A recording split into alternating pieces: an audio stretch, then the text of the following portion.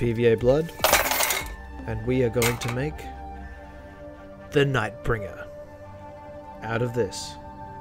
Why? Because I'm sick of how cool the Void Dragon looks and why the Nightbringer hasn't been updated in decades.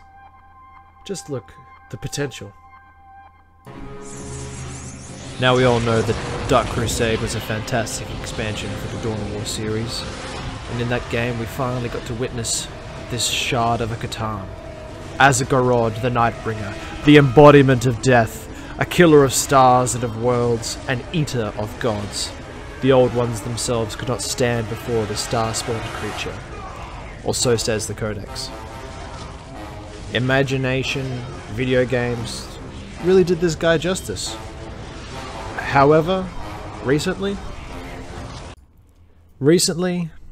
our poor sweet star being is looking dated.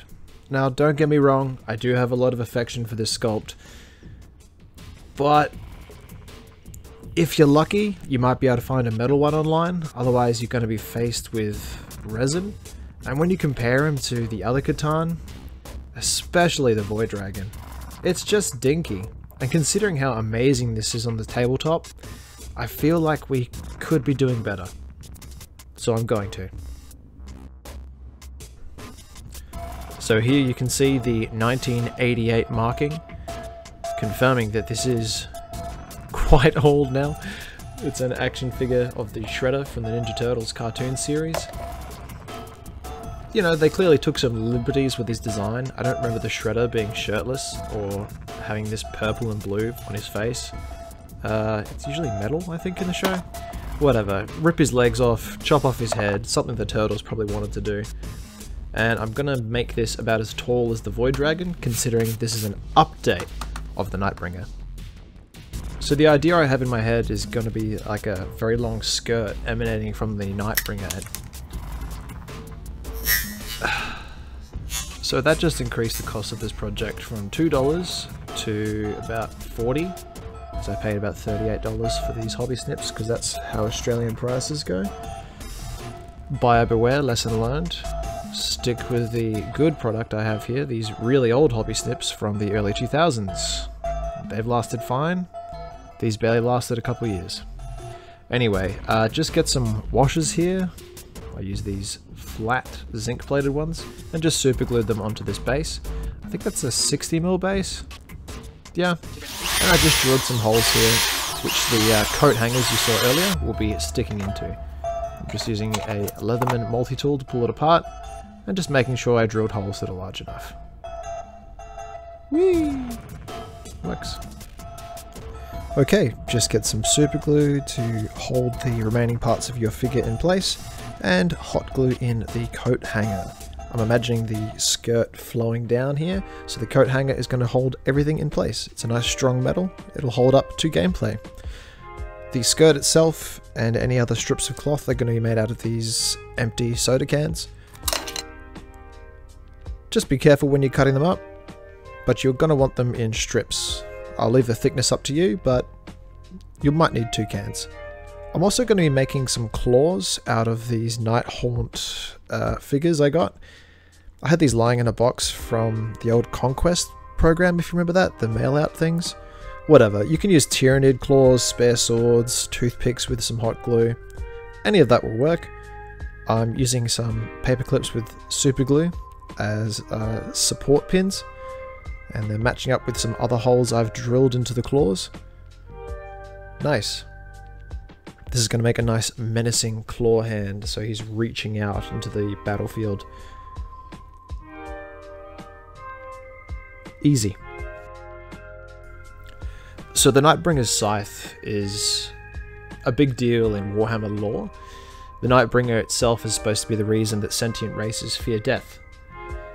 So I figured it must be pretty big. I'm just using the coat hanger here and a little offcut from one of the paper clips, and just putting some hot glue over them. I'm resting it on a takeaway dish here so that it doesn't stick to the table beneath. You can peel it off quite easily.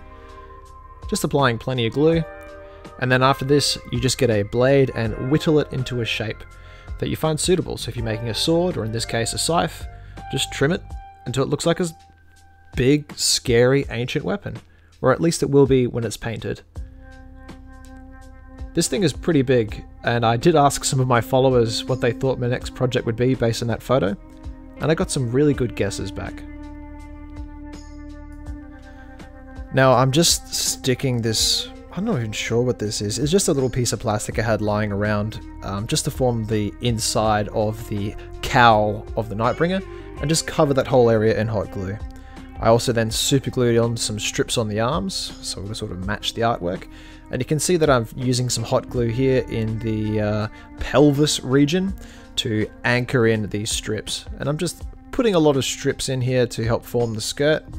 And I will then glue these into place later on. You can see the general shape coming together. I then got some skulls and I'm sticking them in the hot glue. Now if you've got a soldering iron or a hot wire marker thing like I've got here, you can just melt the glue again, or you can use a hairdryer to make it sticky and put the skulls in there.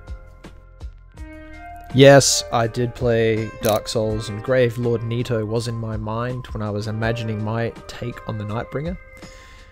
Oh yeah, I'm also just making some basing material here, so that's some corkboard and the wire stoppers from a wine bottle. They're going to be lightning bolts. I'm using some hot glue to put these strips about where I want them. They're going to be a bit of a tangled mess, but I'm not too worried about that. It's supposed to be, you know, necrodermis, which is that living metal that the Necrons do make lots of use of. And the hot glue just holds it all in place. Now super glue and hot glue to hold the lightning bolts in here. You can see this in some of the artworks, but not on the model. Cool lightning bolts coming out of the scythe here.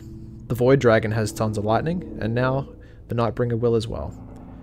On the base I also added some spare skulls I had lying around from some of the Necron kits, put on some PVA glue, and then some sand. I'll tidy that up a little bit, and it'll look a lot better when it's painted. Final step before painting, I'm using some Agrellan Earth here. This is a crackle paint.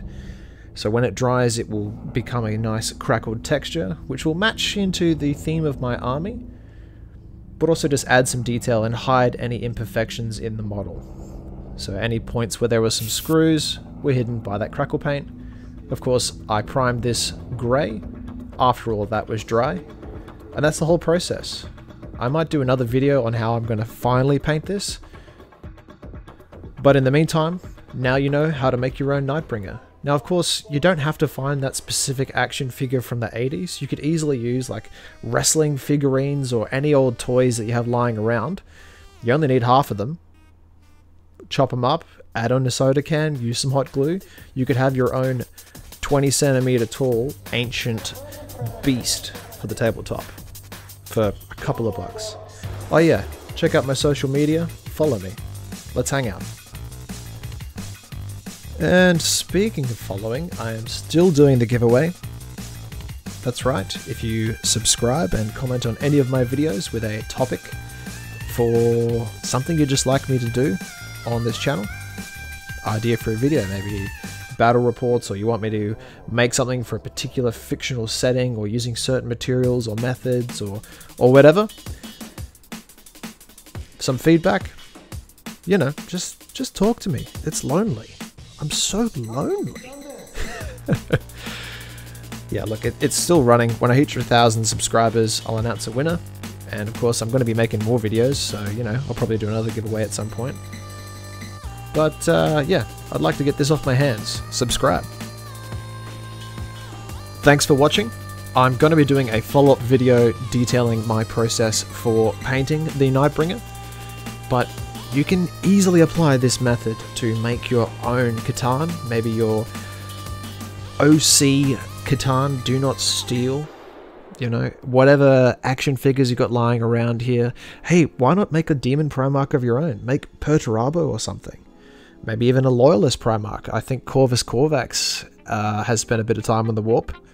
Maybe you could make an action figure and bring him back for your Loyalist Raven Guard with a big, totally not suspicious Loyalist Demon Primarch. Just floating some cool ideas. Maybe I should do that. Like and subscribe, please. Talk to me. Tell me what you want me to do. And I'll see you again. Be safe.